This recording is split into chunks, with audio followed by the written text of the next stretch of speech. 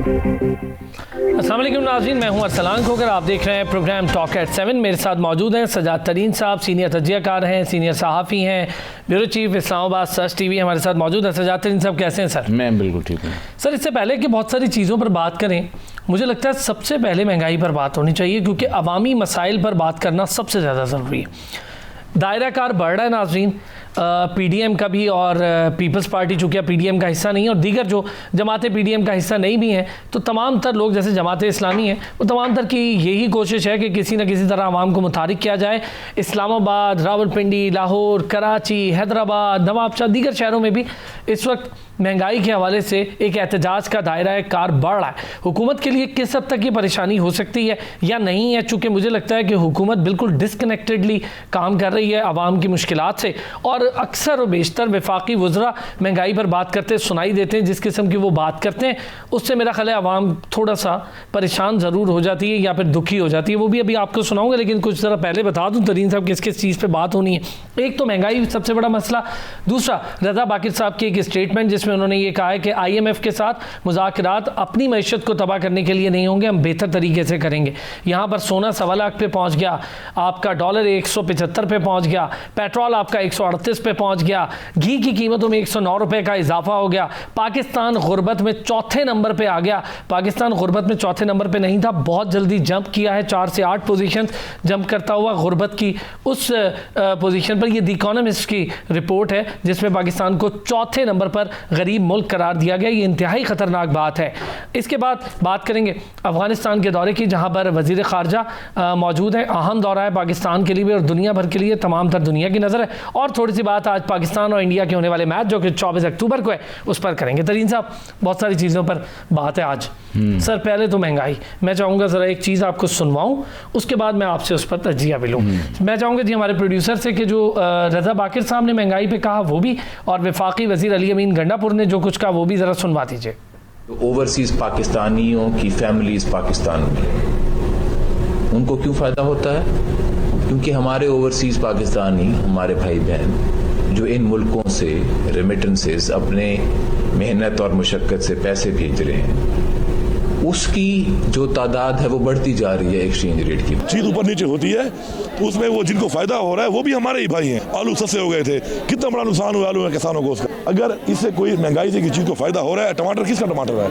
हमारे जमींदारों ने उगाया हुआ है ना। अगर इस तरह कोई चीज महंगी हो भी रही है, उससे फायदा उस ज़राअत और किसान को हो रहा है कि जो हमारे में सही है, और 10 करोड़ है इस मुल्क का। लेकिन इंशाल्लाह हमें तमाम महंगाई इस कमिंग जून तक इंशाल्लाह हम कवर कर लेंगे। तरीन से बड़ी अजीब सी बात है, अली अमीन गंडापुर ने जो कहा, मैं चाहूँगा ज़रा उसी से बात शुरू करूँ। रज़ा बाकिर की बात बाद में करते हैं। वो तो ये कह रहे हैं कि किसान को उनको शायद पता नहीं है कि चीनी की कीमत बढ़ने से किसान बेचारे को कोई फ़ायदा नहीं है। अच्छा, आज आपने बड़ी मेहनत की और इनके क्लिप निकलवाए प्रोग्राम में और ये लगाए, लेकिन मैं आपको अर्ज़ करूँ कि अली अमीन गंडापुर की बात को जो हमारे संजीदा हल्के हैं वो को उसको संजीदा नहीं लेते। सर वजीर हैं वो, वजीर हैं, वजीर तो सब हैं, वजीरों की कोई बात नहीं। सर वजीर बन जाना और फिर उसको संजीदा ना लेना है तो हुकूमत का सोचने की बात बिल्कुल संजीदा नहीं ली जाती, जैसे मुराद शहीद साहब को नहीं ली जाती। तो ये इस तरह की बातें करना, मैं कहता हूँ हुकूमत के लिए सिवाय एक सुबकी के अलावा और कुछ नहीं है। वज़ीर इत्तलात को संजीदा तो लेना बनता है ना। उन्होंने ये कहा है कि गुज़िश्ता रोज़ के आटे और अशिया ज़रूरिया की कीमतों में कमी का रुझान है। पता नहीं किसने देखें, बात यह कि उनके यहाँ हो सकता है कि वो, ये आपको पता ही, जो वज़ीर है ना, ये किसी और सियारे की मखलूक है, ये इस सियारे की मखलूक नहीं है। वो एक वज़ीर ख़जाना थे ना जिन्होंने कहा था 17 रुपये किलो हैं टमाटर, हफीज़ शेख साहब, तो उनको पता ही नहीं था। तो ये मैं अर्ज़ करूं कि फिर बात लंबी हो जाएगी। मैं मौजू आपका दूसरा है। असल में ये एक नीला आसमान है, एक पीला आसमान है। नीले आसमान के नीचे हम जैसे लोग रहते हैं और पीले आसमान के ऊपर ये लोग रहते हैं जिनको महंगाई नहीं लगती, जिसमें ये सियासतदान हैं, फ़ौजी जर्नैल हैं, अदाकार हैं, ये मुखय्यर हजरात हैं।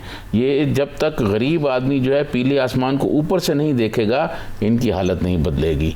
ये इस तरह के वज़ीर आते रहेंगे और इसी तरह हम पर मुसल्लत होते रहेंगे।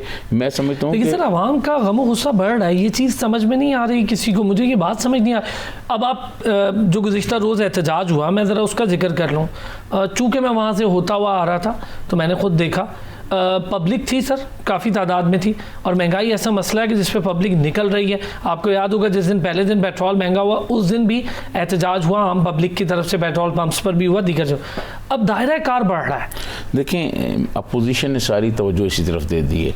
आपने अपने इंट्रो में बाकर रज़ा साहब की बात की। अब मरकज़ी बैंक का एक आदमी सदर है और गवर्नर है स्टेट बैंक का, और वो जिस किस्म की बात कर रहे हैं, आप कौम को ये क्यों नहीं बताते कि महंगाई की वजह क्या है? आप महंगाई की वजह बताएं, आप बरामदात बताएं, ठीक है। ये बाकर रज़ा साहब वो मौसूफ हैं जो जब मिस्र में ये तैनात थे तो लोग बाहर निकल आए इनकी पॉलिसी की वजह से, सड़कों पे आ गए, जैसे यहाँ आए हैं तो इनको वहाँ से निकाला गया। ये बाकर रज़ा साहब जब आए थे, मेरे आप पुराने प्रोग्राम उठा के देख लें, मैंने उसी वक्त ये कहा था कि ये मिस्र की जो मैशत को बिठा के हैं, यहाँ भी यही करेंगे। देखिए, IMF के मुलाजिम थे, आपकी बात दुरुस्त है। मैं बहुत सारी चीज़ों पे अगर आपसे इस पे बात करना तो बहुत डिटेल हो जाएगी, लेकिन जो कोट एंड कोट है उसमें ये है कि मसला हल नहीं हो रहा। कल यूटिलिटी स्टोर्स का आपने खुद जिक्र किया, बहुत सारी चीज़ें आपने हमें भी बताई, मेरे सवालात भी थे वहाँ के जो हालात। आम जो स्टोर्स हैं उसका तो बिल्कुल ही एक अलग माहौल है, क्योंकि वो उनकी महंगाई यूटिलिटी स्टोर से महंगाई को कंट्रोल करने के लिए इस हुकूमत के पास 3 साल के दौरान कोई हिकमत अमली नहीं आई सामने कि ये हिकमत अमली है जिसके तहत हम महंगाई कम करेंगे। कोई ऐसी नहीं आई। अभी कल एक लॉलीपॉप दिया गया है जी कि टारगेटेड हम जो है सब्सिडी देंगे कि मोटरसाइकिल और रक्शे वालों का, वो गवर्नर सिंध जो है उन्होंने कह दिया है कि जी आप मुझे ये बताएं ये कैसे बात हुई कि आप उनको दे रहे हैं जी, कैसे आप करेंगे कि ये मोटरसाइकिल वाला जो है ये गरीब आदमी है और ये मोटरसाइकिल वाला जो है गरीब आदमी नहीं है, ये कैसे आप करेंगे? सर क्या प्लान होगा? इतने महंगे हैं बिजली के बिल, गैस के बिल, किस किस चीज़ में टारगेट सब्सिडी होगी? अपोजिशन ने पूरी तवज्जो कर दी है अब हुकूमत के ख़िलाफ़ महंगाई के इशू पर। अपोजिशन निकल आई है और आपको पता है हमारे कई साथी ऐसे भी हैं जो कहते हैं कि ये एहतजाज पिंडी वाला कुछ नहीं था, बहुत बड़ा एहतजाज था पिंडी में, जो बहुत बड़ा एहतजाज था। इस तरह पेशावर में एहतजाज हुआ है, अब जुमे को फिर वो एहतजाज करने जा रहे हैं। देखिए, इस हुकूमत को अगर कोई चीज़ जो है वो अगर ले डूबेगी तो वो महंगाई। अच्छा सर, मुझे मैं चाहूँगा कि इसको ज़रा कंटिन्यू करें। मुझे आपसे ये भी पूछना है, ज़रा ब्रेक पर जाना है, ब्रेक से वापस आता हूँ तो ज़रा सजाद तरीन साहब से ये पूछ के देखते हैं क्या जवाब आता है कि क्या हकीकी मानों में अपोजिशन का एहतजाज और आवाम की जो बात इस वक्त बढ़ती जा रही है, एक तेज़ी से शिद्दत आ रही है महंगाई के ख़िलाफ़, वो हुकूमत तक पहुँच भी रही है और हुकूमत को उससे कोई परेशानी भी है, या हुकूमत जो वज़ीर कह रहे हैं हम सुन रहे हैं बड़े सुकून में? वापस आते हैं ब्रेक से तो इस पर बात करते हैं।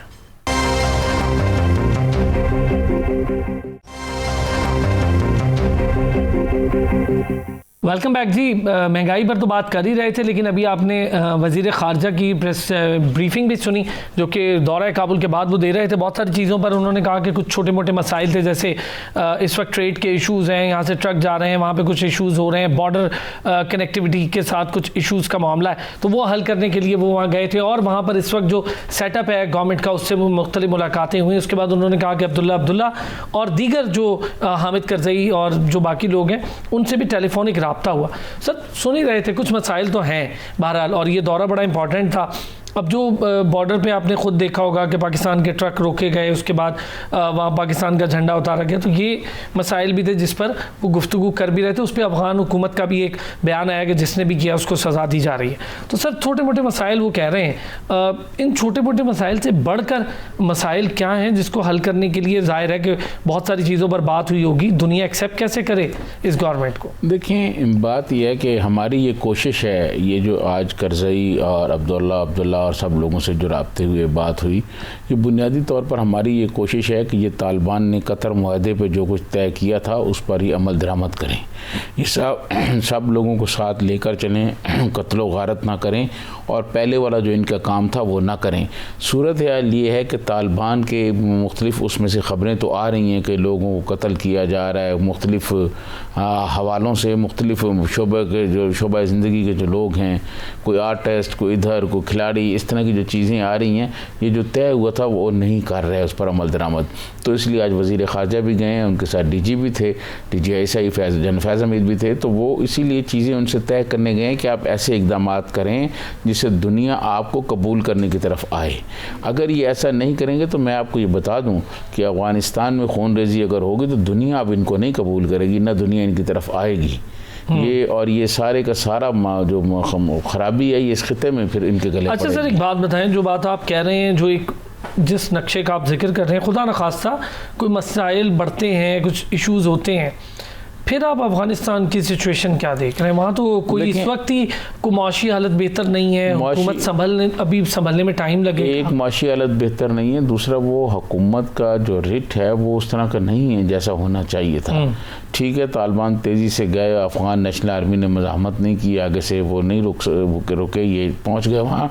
लेकिन हुकूमत चलाने के लिए आपको एक टीम चाहिए होती है।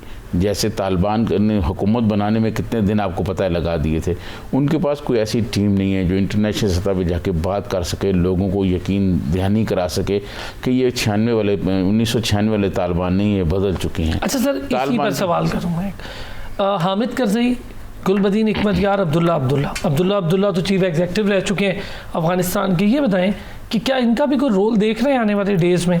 जो बात आप कर रहे हैं उसके तनाजुर में कि बाहर जाकर बात करना और अफगानिस्तान की एक्सेप्टेंस करवाना। देखें, बात यह है कि इनका तालिबान के साथ चलना तो मुश्किल है, क्योंकि तालिबान जो कवानीन वहाँ लागू करना चाहते हैं या जो लाना चाहते हैं, और जिस तरह लोगों के बारे में वो कत्ल गारत का एक प्रोग्राम रखते हैं अपना, ये कर रहे हैं, उस पर दुनिया नहीं मानती इसको, और इन लोगों का फिर इस कंडीशन में चलना मुश्किल है। ये तो फिर अमेरिका को जाने से पहले ये तय करना चाहिए था कि ये कैसे चलना है। देखें, हम बार बार जाते रहे, मेरे वज़ीर ख़ारिजा बार बार जाते रहे, दुनिया उल्टा हमारी तरफ से भी नाराज़ हो रही है, और हमें भी मुख्तलिफ जो है ना हमारे पे इल्ज़ामात लगाए जाते हैं। हमने 40 साल दिए हैं जी अफ़गानिस्तान के लिए, हमारे बच्चे शहीद हुए, हमारे 70,000 हमने दहशतगर्दी के खिलाफ जाने दी, कितने अफ़गान पनाहगज़ीन यहाँ रखे, हमारी माशी हालत देखें कहाँ चली गई है, डॉलर कहाँ चला गया, गुर्बत बढ़ गई, बेरोज़गारी बढ़ गई, ये अफ़गानिस्तान हमें भी ले गया साथ। और उसके बावजूद अभी भी अफ़गानी जो हैं वो हमारे बारे में क्या बातें करते हैं, वहाँ की लीडरशिप क्या करती है, तालिबान किस किस्म की बातें करते हैं।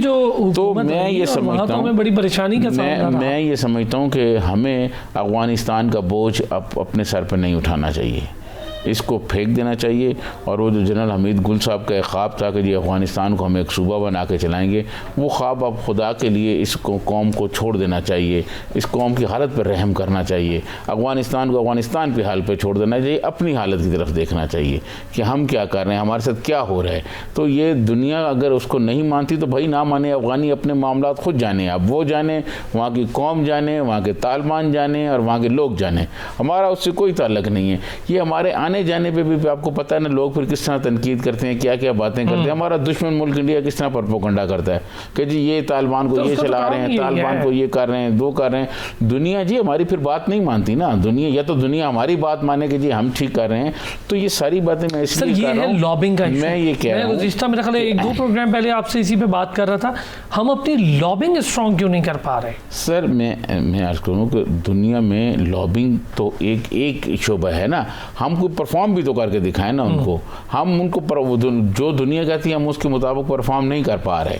यही हमारे वज़ीर ख़ारिजा साहब चले गए अफ़गानिस्तान में, सारा कुछ हुआ है, यहाँ फिर धमाके होने शुरू हो गए हैं, यहाँ सारी सूरत हाल आपको पता है, कभी उधर धमाका, कभी अभी चंद रोज पहले कोयटा में धमाका हुआ है। तो ये क्या हो रहा है, ये कहाँ से लोग आ रहे हैं? अब जब अभी ये तालिबान आए नहीं थे तो उसके बाद लाहौर में आपको पता है एक बहुत बड़ी हाई वैल्यू टारगेट के घर के सामने धमाका हो गया था। ये सारी चीज़ें जो हैं ये हमें देखनी होगी। और अब मैं तो ये कहूँगा कि अब हमें जो है अफ़गानिस्तान के मामलात को अफ़गानिस्तान की कौम पर छोड़ देने चाहिए। भाई आप सेटल करते हो तो ठीक है, दुनिया आपको मानती है तो ठीक है, नहीं मानती तो आप जाने, हमने अफ़गानिस्तान के साथ नहीं चलना, हमने दुनिया के साथ चलना है, हमने दुनिया के को लेके चलना है। और अगर आप अच्छा सर ये बताएं, CPEC के लिए इस वक्त बहुत अहम रूट है, जाहिर है हर रूट, अगर इंडक्शन अफ़गानिस्तान की भी इस सिलसिले में हो जाती है तो मईशत के हवाले से अफ़गानिस्तान को इसमें फ़ायदा होगा? देखिए बहुत फ़ायदा होगा, बहुत फ़ायदा होगा, लेकिन सर उसको सिक्योर भी तो करना होगा। यही बात मैं कहने वाला था कि वहाँ उसकी हिफाजत कौन करेगा? तालिबान आप देखिएगा अगले कुछ अर्से में वहाँ मुख्तलिफ वारदात जो है मुतहर्रक हो जाएंगे।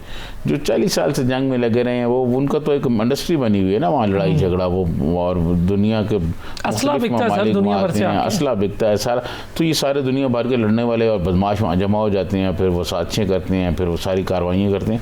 तो इसको रोकने के लिए अफ़गान गवर्नमेंट के पास 2 तरीके की हैं, या तो अमेरिका इनकी बहुत बड़ी मुआवनत करे, मदद करे, इनकी सरपरस्ती करे, जिस तरह मोहम्मद करज़ई साहब, डॉक्टर अशरफ गनी वगैरह की गवर्नमेंट की करते रहे हैं, या तो उस तरह की तो ये तर्ज हुक्मरानी तब्दील करें और ये दुनिया के साथ चलें। अगर दुनिया के साथ नहीं चलेंगे तो फिर मुश्किल होंगी। ब्रेक लेते हैं, ब्रेक से वापस आएंगे तो ज़रा बात करेंगे आगे आने वाले सबसे बड़े Thakare cricket world cup T20 की, जहां पर पाकिस्तान होगा आमना सामना उसका भारत के साथ। इस पर भी बात करते हैं ब्रेक के बाद।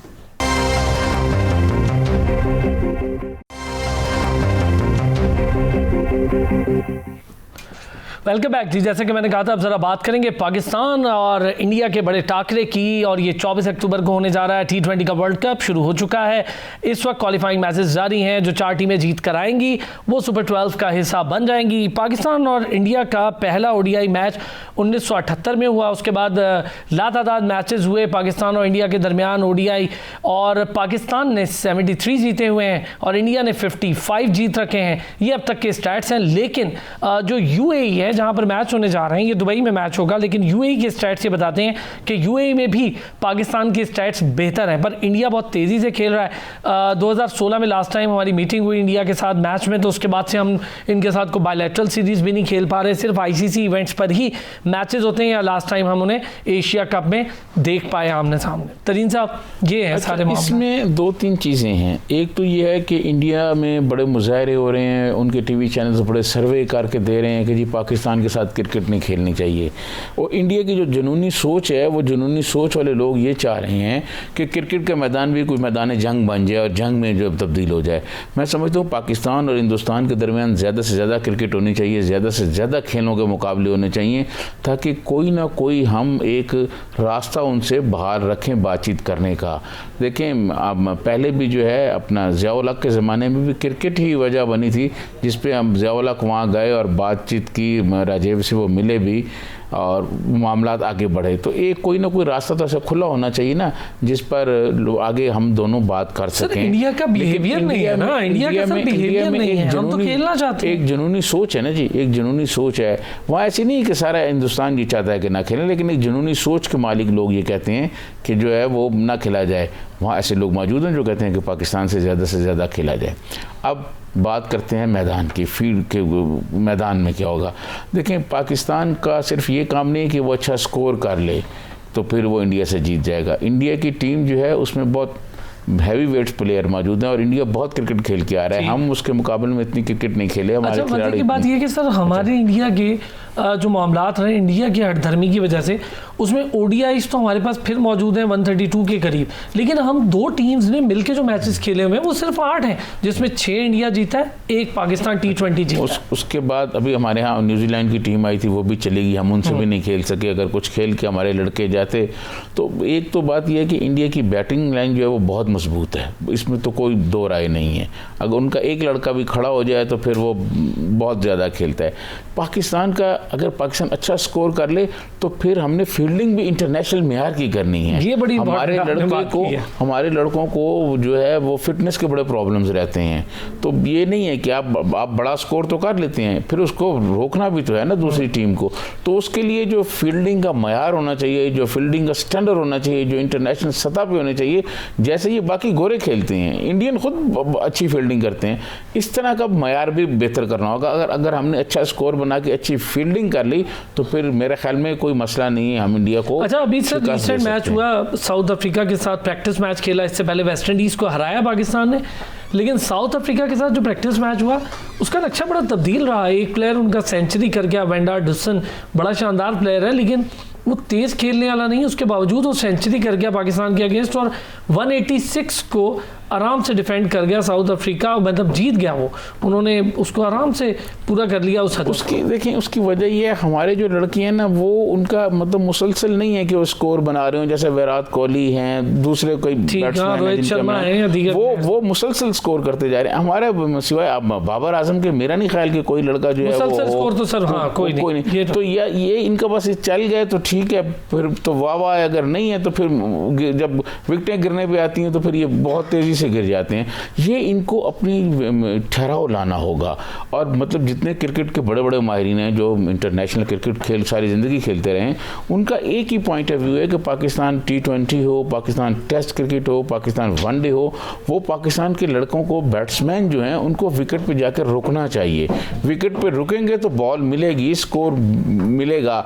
ये मसला ये है कि ये रुकते नहीं है, और जब ऊपर से 2-3 विकेटें गिर जाती हैं तो नीचे की जो टीम है वो सारी की सारी अंडर प्रेशर आ जाती है। लड़के आके मारना शुरू करते हैं, मुझे आपके साथ इसमें लड़के जो है वो मारना शुरू कर देते हैं और उसके बाद वो फिर कुछ नहीं रहता।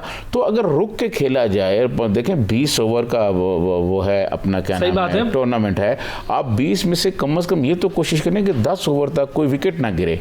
आप स्कोर भी करते रहें, 2 बालें मारते रहें, 4 आप रोकते रहें, सिंगल लें, डबल लें, उस पर 2 बालों को करें। India Pakistan match nerve game होती है ना, तो जो अपने नर्व कंट्रोल कर ले, जो उस मोमेंटम में बेहतर तरीके से अपने नर्व को कंट्रोल करके खेल ले, तो मेरा ख्याल है वो ज़्यादा अच्छा परफॉर्म कर जाता है। पता नहीं क्यों वर्ल्ड कप के जितने मैच हुए वर्ल्ड कप में, ICC इवेंट मैं इसलिए नहीं कहूँगा क्योंकि चैम्पियंस ट्रॉफी का फाइनल हम इंडिया को हरा चुके हैं अल्हम्दुलिल्लाह, तो वर्ल्ड कप के मैचेस में हमने इंडिया को अब तक नहीं हराया।